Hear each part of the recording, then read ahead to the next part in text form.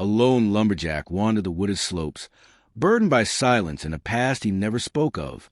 In the South Dakota Territory, near the shadowed folds of the Black Hills, the year was 1876, and the land was gripped by war. Conflict with the Lakota burned just beyond the timberline, a war whose smoke curled into the reddened dusk, turning the twilight sky the color of fresh blood spilled across dying leaves. The gunfire had long since faded into a hush, but the forest still trembled with a ghostly hum, like echoes hiding in the ash, like the air itself remembering screams now gone. Bo Walker moved through the thick underbrush, a hatchet strapped to his back, arms filled with a bundle of chopped wood. His steps were steady, his purpose clear, to return to the small cabin tucked away in the trees before night dropped its frost and made predators bolder. Solitude no longer felt like a choice to him. It had become instinct, carved into his bones like the notches on his axe handle. War had taken men, yes, but it had also taken the sound from his soul, the will for conversation, the hunger for human company. As he crossed a ravine, a noise stopped him, not the rustle of animals or the groan of shifting trees. This sound was human, faint, broken, and wet with pain. Bo froze. His hands dropped the wood instinctively, and his eyes scanned the haze where tendrils of smoke still weaved through the trunks. Another sound followed, harsher now. A breath pulled through grit teeth, a moan too soft to scream. He followed it without hesitation, down the slope where burned grass crackled underfoot, and the air stung with the stench of scorched hair and flesh. He found her lying beside a stream choked with soot and stones. Her body was crumpled and still, twisted unnaturally, her limbs angled in ways that spoke of damage more than sleep. Her dress, what little remained, was torn and dark with dried blood and ash. One arm held her barely off the ground, her face turned from the mud, eyes wide, alive, and burning. Bo raised his hand slowly, voice low. He asked if she was still living. She answered with defiance. Her voice scraped raw but fierce, telling him to leave her, to not touch her, to let death come rather than feel the hands of a white man. Her fingers flinched toward a nearby stone, sharp, jagged, but her strength betrayed her. Bo did not flinch, did not retreat. He stood rooted not out of pity, but recognition. He had known suffering too intimately to fear its presence anymore. His voice, steady as timber settling, promised he would not lay hands on her unless she asked him to. But he also said he would not leave her to die in the frost. Not like this. She glared at him, mud smeared across her cheek, blood drying at her temple. Her hands shook, grasping nothing. Bo slipped off his coat and laid it next to her, saying the frost would come tonight, and that dying would not be merciful. It would be slow, and it would be cold. She spat that she didn't need his kindness. He replied simply that it wasn't kindness. It was a choice, and she could take it or leave it. For a heartbeat, the flame in her eyes flickered. Not gone, not dimmed, but caught in a wind of hesitation. Her breath came slow. Her lips parted. Her chest lifted in what sounded like surrender. Bo pulled a wool blanket from his satchel, unfolding it with care. He did not rush. He kept his eyes on her. He told her what he was about to do. Wrap her up, carry her out. He told her she could curse him, claw him, scream in rage, but he would not walk away. When no protest came, he took her silence as permission. He knelt, gentle in every motion. He slid the blanket beneath her, without shifting her mangled legs more than necessary. She winced and bit back a cry, but did not resist. As he lifted her into his arms, her body stiffened in panic. But something inside her yielded, not in words or sobs, just a long breath that carried years of pain, a breath that said, "I can't stand and I know it." He wrapped her tightly, coat pulled over her chest. He turned toward the cabin, away from the smoke still curling behind them. This time, he did not walk to flee the world. He walked to bring a piece of it home.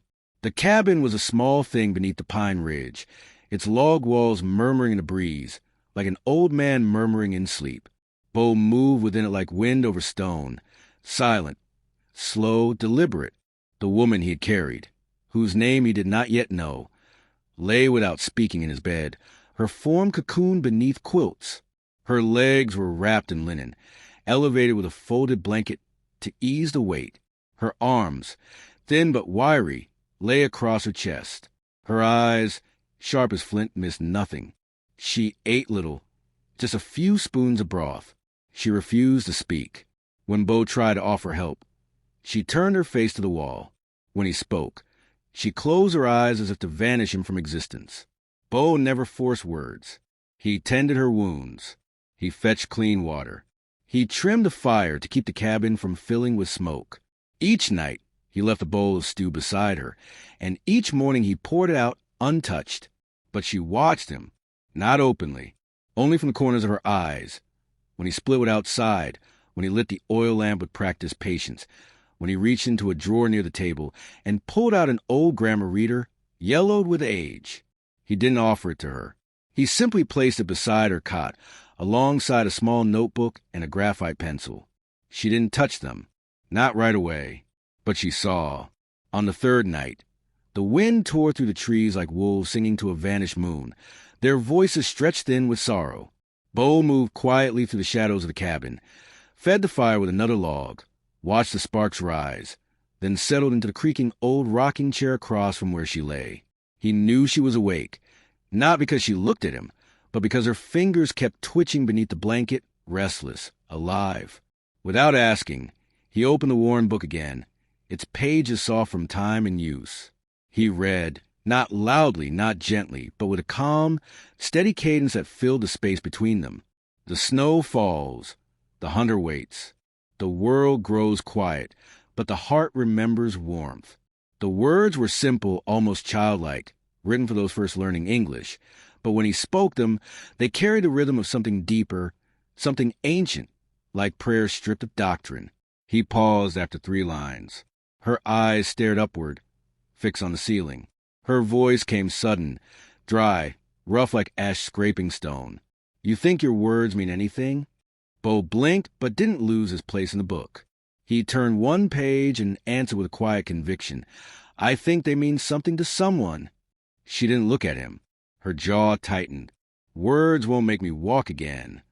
Her voice cracked on the last word, and her eyes snapped toward him like flint striking steel, daring him to lie, to tell her a story she wouldn't believe. Bo closed the book carefully, not in defeat, but in understanding. No, he said, but they might help you stand inside.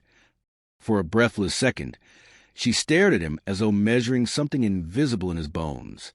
Then, without a word, her arm snapped forward, grabbed the book from the small table beside her, and flung it across the room. It hit the wall with a soft, defeated thud. Pages scattered open across the floor. The fire popped. The shadows danced. Bo didn't react. He rose, walked across the room, retrieved the book gently, placed it back where it had been. Then he turned to her, his voice quiet but firm. I don't care if you hate me. I don't care if you throw things. But you're not dead, and that means you're still allowed to learn, even if all you learn is how to curse me better. Her lips twitched. Not quite a smile, not quite defiance. Something in between. Bo gave a small nod, turned back to fire. She didn't speak again that night. But the next morning, when he returned from the river with water sloshing in a tin pail, he noticed a change. The pencil had shifted, no longer tucked beneath the notebook, but now resting beside it. The grammar reader was gone from the floor, returned to the table. A quiet gesture, but one loud with meaning. The days grew longer. The bitter edge of winter dulled just enough to allow the thick ice on the cabin's roof to begin weeping in slow, steady drops. Inside, the air held its cold, but something else had begun to change. Something unseen, soft yet unmistakable. Not in the logs stacked by the hearth, nor in the fire's glow, but in the silence shared between 2 people who had once been nothing to each other. Bo never asked questions. He made no speeches. He simply folded her into the rhythm of his daily work, splitting, stacking, cooking, tending, and let her decide what to accept. At first, she resisted everything. But curiosity has a quiet root, and even in frozen soil, it finds a way to grow point one gray morning. Bo placed a clean sheet of parchment on the small wooden table near her cot. Beside it, the pencil. Then he knelt, resting on one knee, voice low but anchored in quiet certainty. I want to show you something. She didn't move, But her gaze fell upon the paper as he slowly wrote one word, carefully, in thick, blocky letters a child might recognize. A. H-Y-O-K-A. He turned the page so she could see it. Your name, he said, in English. Her expression darkened, brows furrowed. That name, it's not yours to shape. Bo didn't flinch. I'm not shaping it, he replied calmly. I'm showing you how it looks in this world. It's still yours, still strong. She didn't answer. But the next morning, when Bo returned from splitting firewood, the paper had been turned sideways. The pencil had been lifted. Her hand had written 3 uncertain letters. A-H-Y. The lines were shaky, but they were hers. Bo said nothing. He simply brought her a warm mug of tea and placed it beside the paper, as if it were a prize won in silence. Each morning after that, her handwriting grew, slow, uneven, but steady. First just her name, then words like tree, fire, wolf. Bo never gave lessons, never taught. He only left her examples. She filled in the rest. She began to listen more closely when Bo spoke. The names of tools, the changes in the sky, the way animals moved before snow. She repeated his words quietly under her breath when she thought he was outside. She did not yet trust her legs, but she had begun to believe in her voice.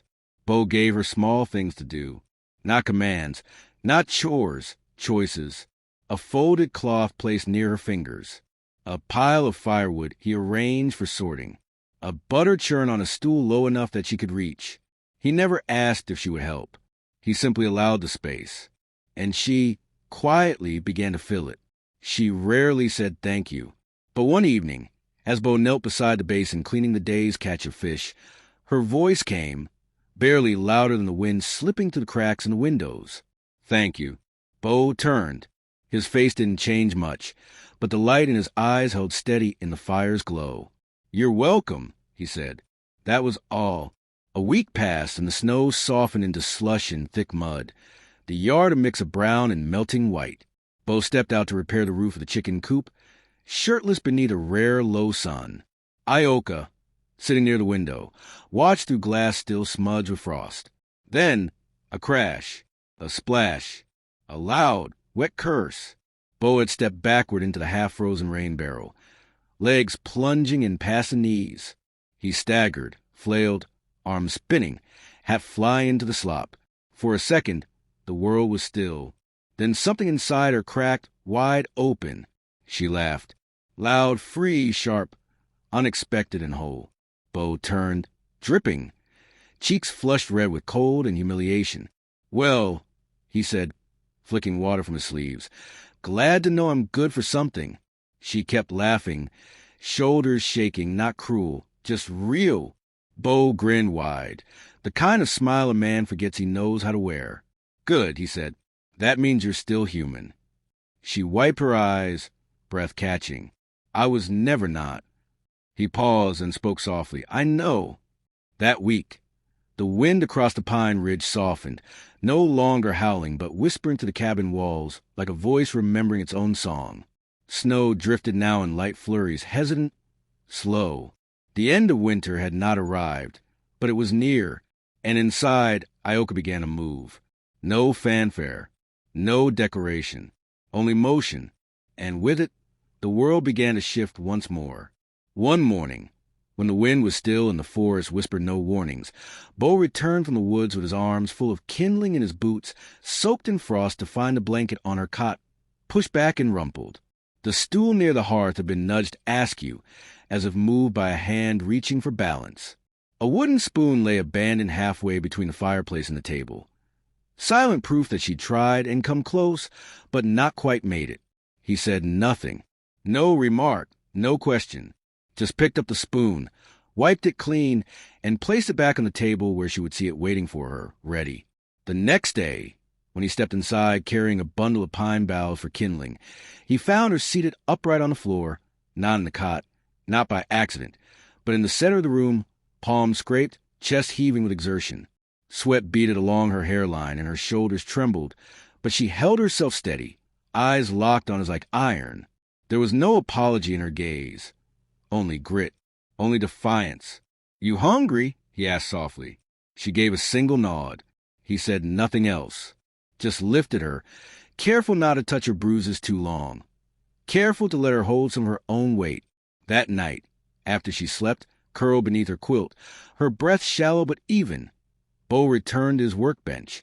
For 3 nights, as the fire burned low and the cabin dimmed into blue shadows, she heard the rasp of his saw slicing through pine, the soft knock of mallet against chisel, the scrape of knife on wood.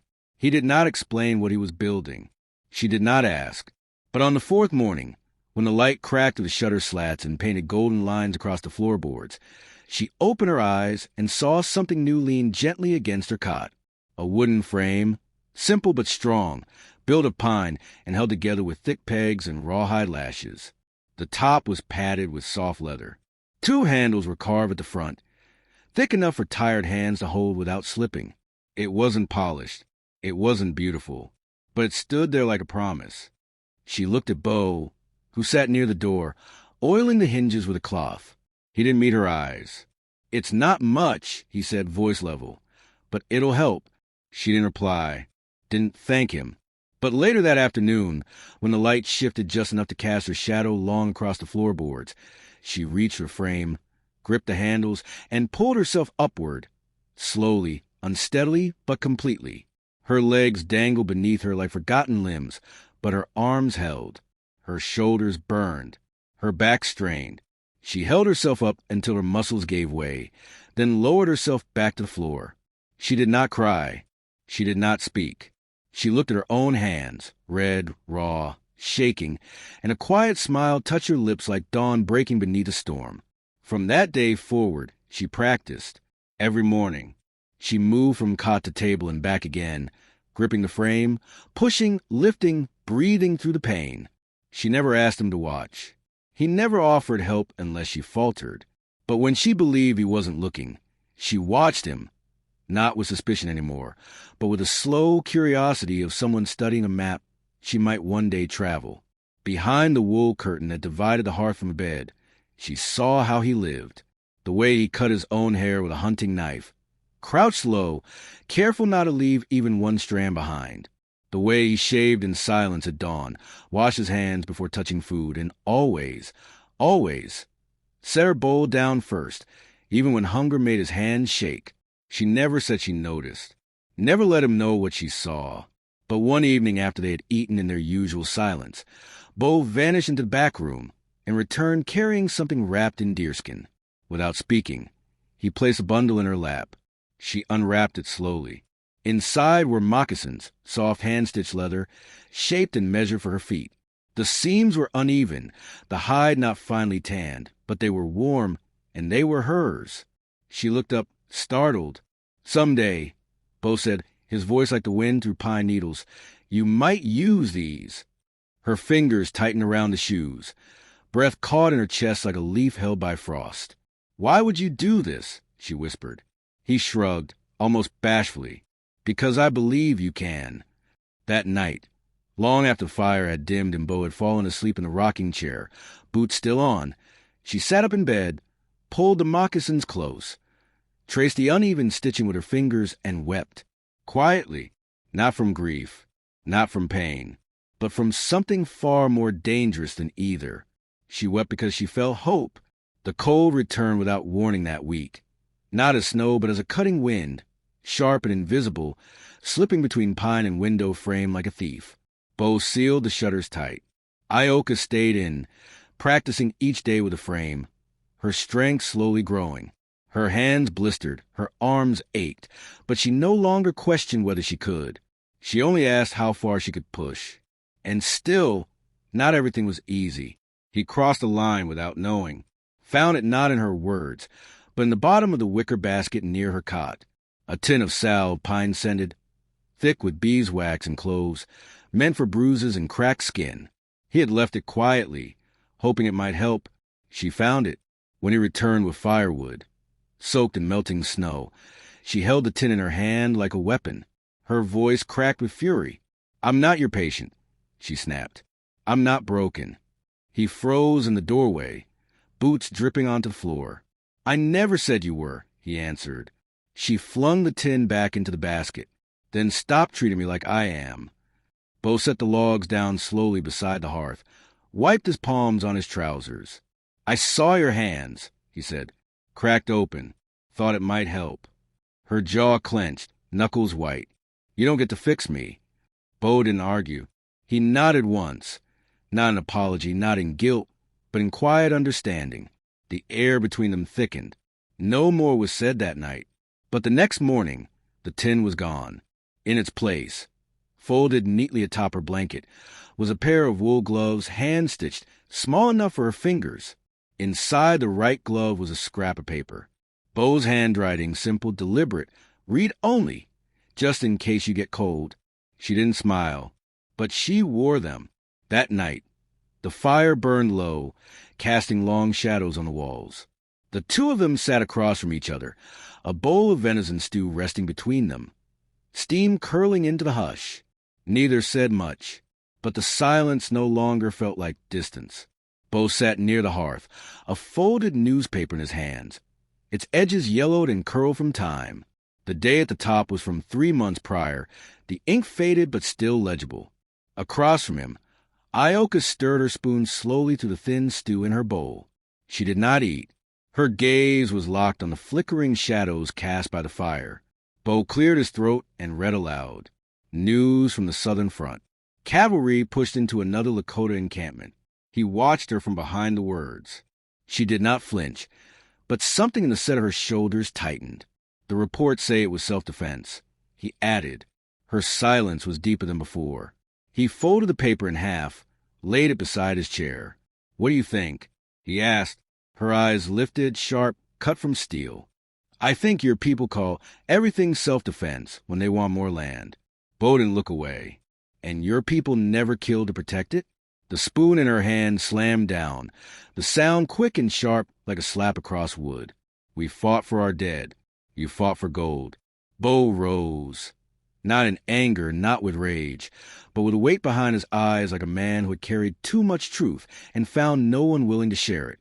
I didn't come here to fight, he said, his voice flat. Then why are you here at all?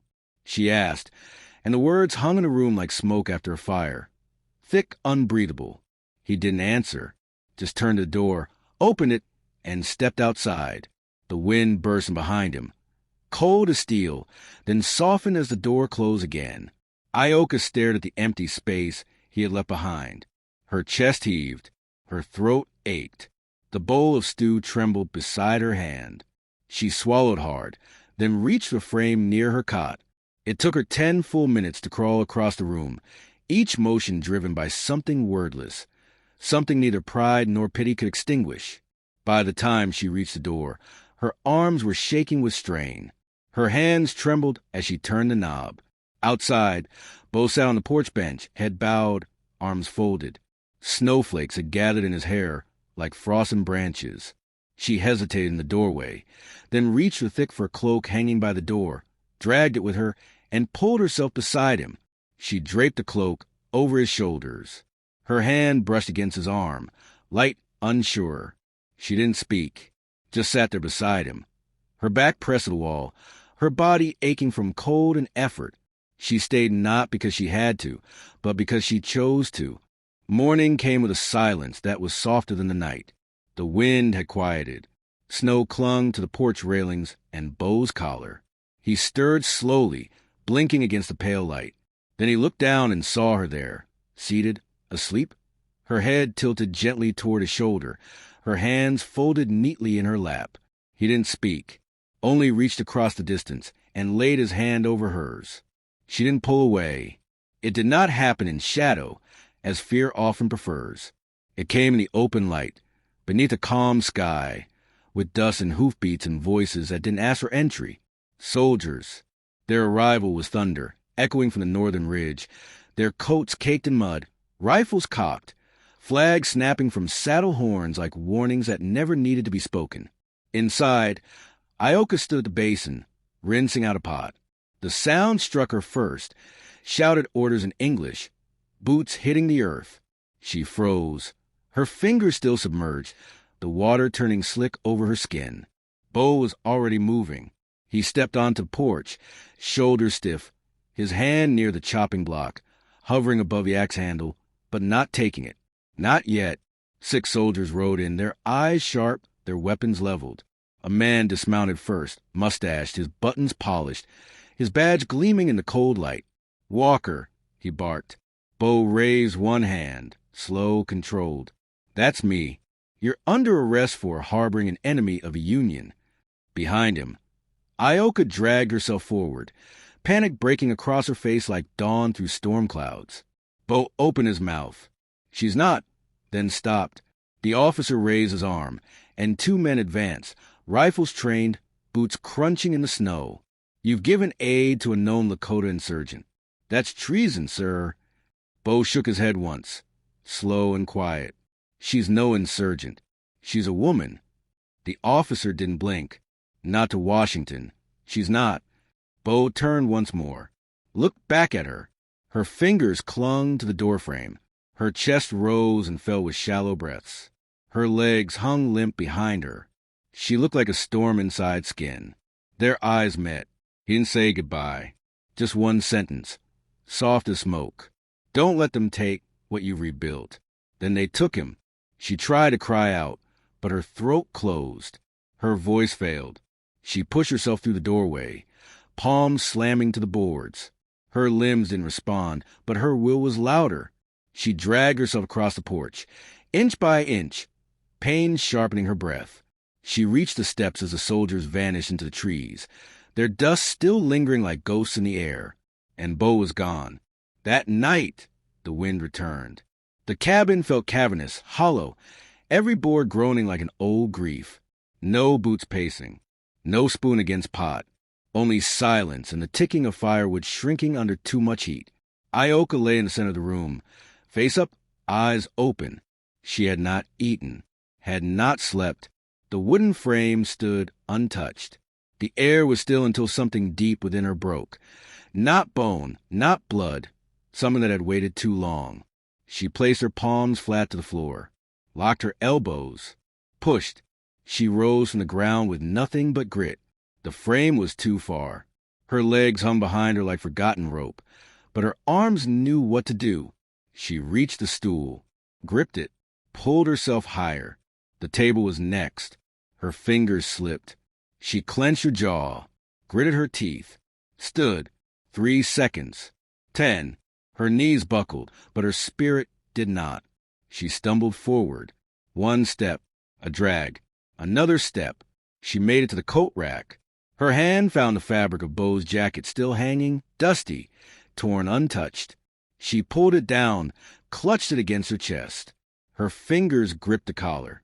She pressed her face to it and sobbed.